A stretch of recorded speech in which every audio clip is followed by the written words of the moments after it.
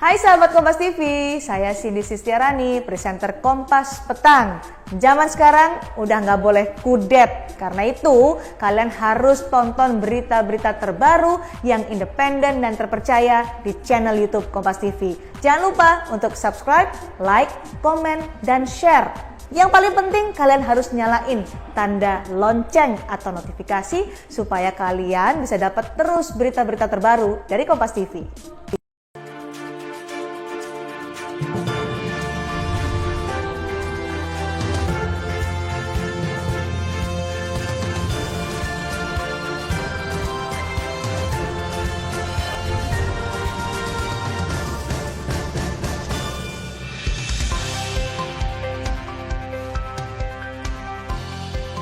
Selamat malam.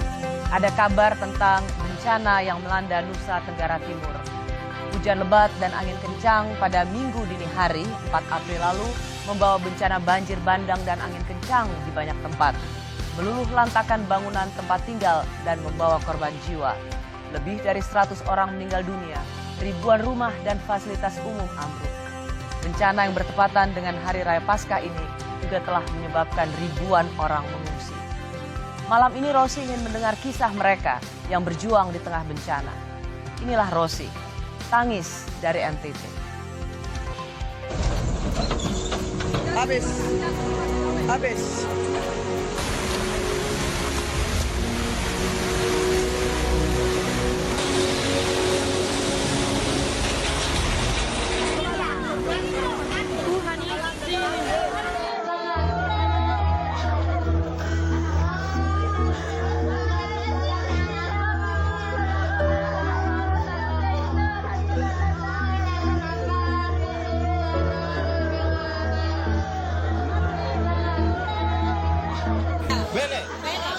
Bele.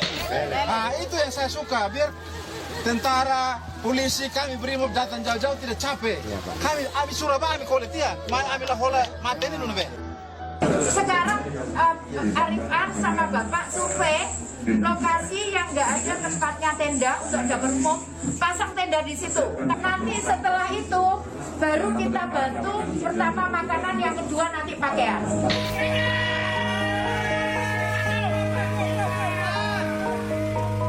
Umat yang lain menyesuaikan atas nama Bapak. Jadi nama Bapak dan Putra dan terus amin. Terima kasih Tuhan.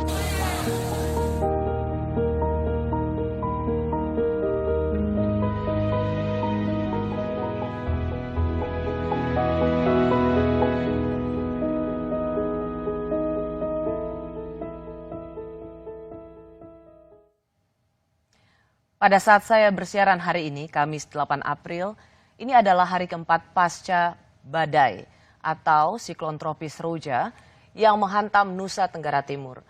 Siklon tropis atau badai dengan kekuatan sangat besar ini membuat banyak daerah di wilayah NTT banjir bandang dan angin kencang yang memporak-porandakan bangunan warga yang saat terjadi itu lewat tengah malam saat sebagian warga tengah terlelap. Di bagian awal ini saya ingin dengar cerita seorang ayah yang rumahnya hancur dan hampir kehilangan anaknya yang baru berusia 2 tahun. Sang anak sempat terseret arus deras. Kami mendapat video kesaksian seorang relawan yang berhasil menyelamatkan nyawa Selo, nama sang anak. Ini namanya Selo. Dia hilang tengah malam sekitar 1:30 dibawa oleh banjir. Tapi 6:30 pagi itu ditemukan di pohon, batang pohon. Dia masih hidup dalam keadaan duduk dan hanya kepalanya saja yang di atas permukaan. Opanya cari dia, panggil dia, Selo. Dia nyaut, opa, begitu. Jadi opanya lari gendong dia. Dia masih hidup. Saya sudah bersama ayah dari Selo, yaitu Bapak Immanuel Rohidi yang berada di Adonara Timur, Nusa Tenggara Timur. Selamat malam Pak Immanuel. Selamat malam Ibu. Pak Immanuel, kabar gembira yang kita terima bahwa Selo yang baru berusia 2 tahun bisa ditemukan. Bisa cerita Pak Immanuel, badai ini kan terjadi jam 2 pagi dan Selo ketemu jam 7 pagi. Bagaimana Bapak bisa menemukan anak sematawayang ini? Anak badai itu terjadi sekitar bukan jam 2 Ibu, sekitar jam setengah 1 malam. Setengah 1 malam badai terjadi. Pas malam itu saya bersama ayah, mama, adik kandung, sama istri, sama anakku Selo.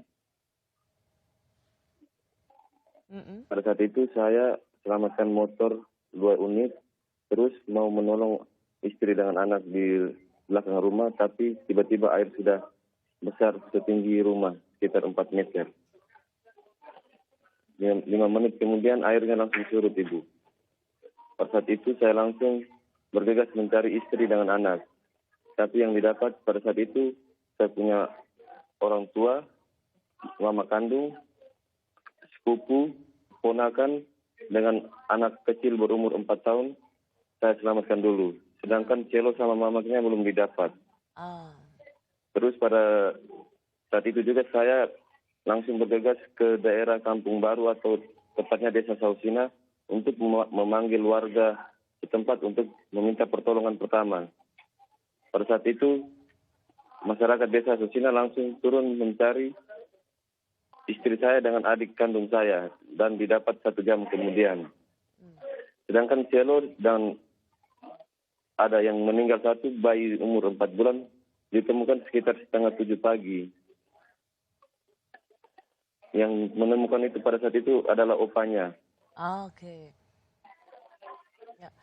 Kalau tadi kita lihat Pak Emmanuel, ada video yang memberitahu kita semua bahwa ini namanya Selo. Ia terbawa banjir sejak jam 2 pagi, lalu ditemukan jam 7, sedang berada di atas pohon, duduk di atas pohon. Hanya tinggal leher dan kepalanya saja yang bisa muncul karena betul, semuanya betul. terendam air gitu. Dan dibilang itu bagaimana bisa, saya mendengar juga yang menemukan opanya ya, bagaimana bisa dapat Selo ternyata bisa ditemukan 5 jam kemudian?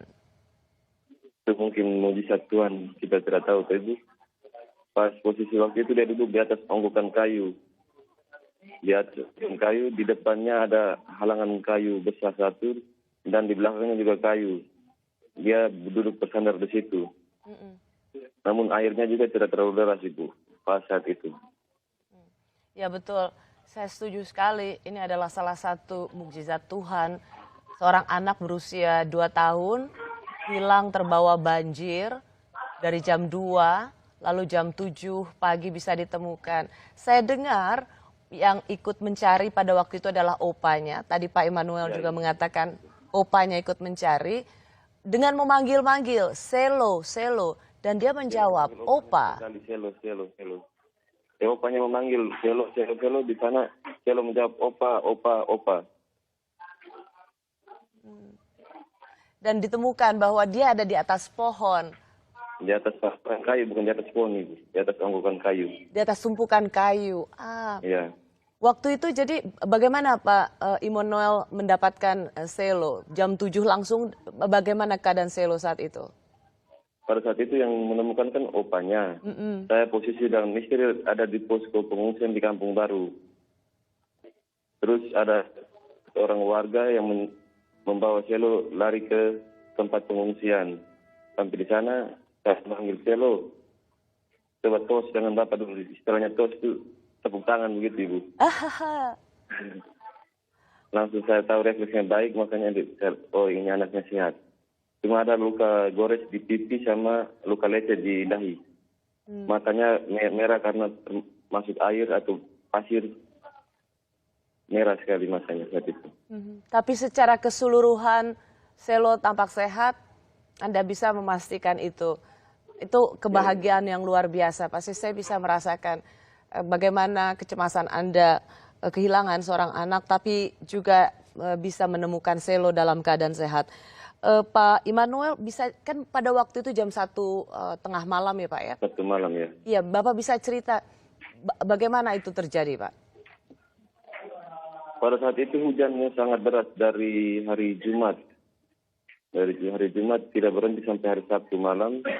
Kan pas malam itu kita malam Paskah. Jadi kami ke gereja, pulang gereja kami istirahat di rumah, mau silaturahmi ke keluarga juga tidak bisa. kami tenang di rumah. Jam 12 malam itu kami sudah terbangun untuk berjaga-jaga. Karena posisi rumah kami di depan sungai memang, Ibu. Persis depan sungai ya? Persis depan sungai. Kan waktu itu juga lampunya mati.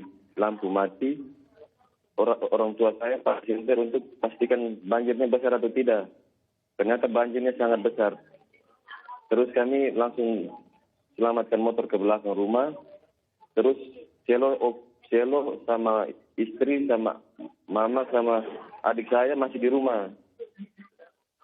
Terus saya mau menyelamatkan mereka, ternyata banjirnya sudah setinggi rumah, sekitar 5 meter begitu, Ibu. Jadi dalam keadaan yang begitu cepat, banjir itu sudah langsung menerjang setinggi rumah? Iya, Ibu. Kondisi rumah Bapak sekarang seperti apa? Hancur semua, Ibu. Hancur semua. Terbawa banjir semua.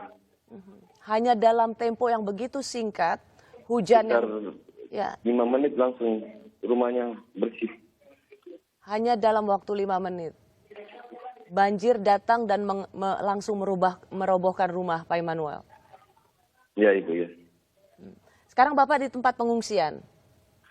Iya, Ibu, lagi posisi di tempat pengungsian. Baik. Ada yang ingin Bapak sampaikan di sini? Ya, kami di tempat pengungsian ini sangat susah sekali. Akses jalan juga masih terputus. Untuk sarana makan minum juga masih kurang. Penginapannya juga, pengungsiannya tidurnya masih di lantai. Airnya juga masih kurang. Karena sarana jalannya putus, jadi kami akses untuk keluar masuk dari desa itu setengah mati. Ya. Pak Immanuel, Jadi, ya silakan, ada yang masih kurang Anda sampaikan? jadi mohon bantuan bisa secepatnya. Ya, akses jalan untuk keluar masuk boleh dibuat, terus bisa bantuan-bantuan bisa datang ke tempat kami.